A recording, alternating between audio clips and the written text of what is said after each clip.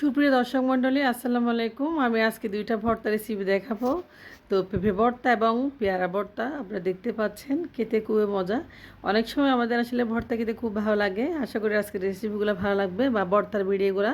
তো ভালো লাগলে চ্যানেলটি সাবস্ক্রাইব করে পাশে থাকবেন। দেখতে পাচ্ছেন এখানে পেঁপে নিয়েছি অর্ধেকটা। তো আজকে কাঁচা পেঁপে দিয়ে একটা ভর্তা বানাবো। আসলে খেতে খুবই অসাধারণ এই কাঁচা পেঁপের ভর্তা। গ্রামে আমরা অনেক খেয়েছি ছোটোবেলায়। তো হঠাৎ করে মনে পড়ছে আসলে ভর্তা খেতে ইচ্ছে করতেছে। তো পেঁপেটা আসলে ফ্রেশ ছিল, আমি পেঁপেটা ছিলে নিচ্ছি। তো পেঁপের অর্ধেকটা আমি রান্না করে ফেলছি আর অর্ধেকটা আমি রেখেছি একটু ভর্তা খাওয়ার জন্য। তো ছিলে নিয়েছি, দেখতে পাচ্ছেন ফ্রেশ করে। এখন আমি গ্রেটার দিয়ে গ্রেড করে নেব এই পেঁপে দুই টুকরা। তো অনেক সময় এই ভর্তাগুলো খেতে ইচ্ছা করে বিকেলবেলা, আসলে খুব ভালো লাগে, ইনস্ট্যান্ট বানিয়ে খাওয়া যায়। তো আমি আজকে ভর্তা রেসিপিটা আপনার সাথে শেয়ার করতেছি আসলে। তো দেখতে পাচ্ছেন গ্রেটার দিয়ে আমি ভালোভাবে গ্রেড করে নিচ্ছি পেঁপে দুইটা। একদম গ্রেটার দিয়ে গ্রেট করলে একদম কুচি কুচি হয়, খেতেও ভালো লাগে। অনেক সময় কুড়ানি দিয়েও কুড়ায় অনেকে। তো যার যার ইচ্ছা মতো আমি আজকে গ্রেটার দিয়ে গ্রেট করে নিচ্ছি। তো গ্রেট করা হয়ে গেছে, দেখতে পাচ্ছেন অবশেষে আমি পেঁপেগুলো গ্রেট করে নিয়েছি খুব সুন্দর করে, একদম কুচি কুচি করে নিয়েছি। আর পেঁপেগুলো এত ফ্রেশ ছিল। তো আসলে পেঁপে আচার বানালে, আসলে চাটনি বানালে এত ভালো লাগে তেঁতুল দিয়ে।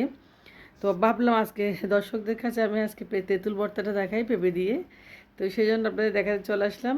তো দেখতে পাচ্ছেন একদম ঝরঝরা পেঁপে।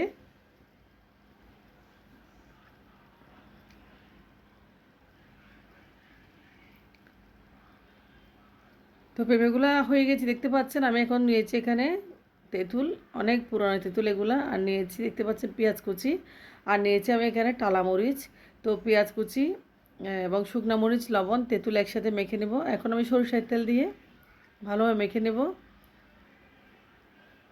খুব মজা আসলে পেঁপে দিয়ে তেঁতুল দিয়ে এই ভর্তাটা, আসলে আপনারা অবশ্যই বানাবেন। তো আমি ছোটোবেলায় বেশি খেয়েছি এটা। আমাদের পেঁপে বাগান ছিল একটা বড় বাড়ির পাশে। তো পেঁপে বাগান থেকে আমি সবসময় পেঁপে পেরে এভাবে তেঁতুল ভর্তা দিয়ে খাইতাম, তেঁতুল দিয়ে ভর্তা বানাই। তো অনেক দিন পরে মনে পড়ছে আজকে রেসিপিটা আমি আসলে করতেছি খাওয়ার জন্য। তো বিকেলবেলা আসলে খুব ভালো লাগে এটা খেতে, খুব মুখরোচক একটা পেঁপে দিয়ে তেঁতুল ভর্তা।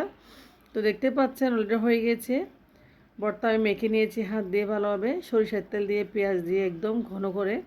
তো অনেকটা ঝালও হয়েছে, ঝাল না হলে আসলে ভালো লাগে না।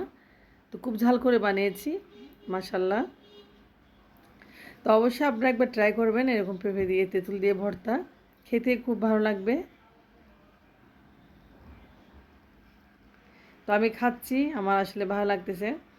টকও হয়েছে যেমন, ঝালও হয়েছে তেমন। দুইটা মিলে পেঁপে ভর্তাটা অনেক মজা হয়েছে মাশাল্লাহ।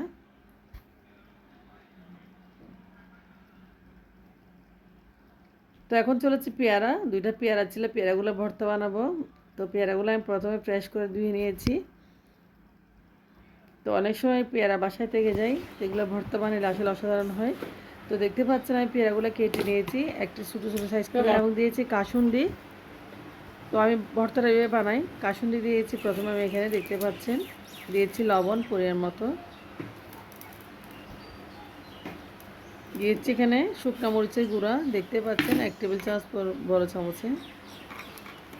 বেশি চাল হলে আসলে খাওয়া যায় না, যেহেতু বাচ্চারাও খাবে। তো দিয়েছি এখানে আমি লাল মরিচের গুঁড়া সামান্য পরিমাণে। তো দিয়েছি আর একটু এখানে বিট লবণ। তো বিট লবণটা আসলে খুব ভালো লাগে। দিয়েছি সরষের তেল। সবগুলো দিয়ে আমি এখন হাত দিয়ে একটু মাখিয়ে নেব। হাতে পেয়ারা মাখানো অসম্ভব মজা। তো আমি আসলে বেশিরভাগ হাতে মাখানো আচার খুব পছন্দ করি, আমার খুব বেশি ভালো লাগে। তো চালতার আচারও আমি বানিয়েছিলাম এভাবে হাতে মাখানো আচার, আসলে খেতে খুব ভালো লাগে, মুখে রুচি চলে আসে এভাবে। বা চাটনি বানাই বা ভর্তা বানাই খেলে। তো দেখতে পাচ্ছেন আমি হাতে মাখিয়ে নিচ্ছি পেয়ারাটা, অসাধারণ হয়েছে দেখতে।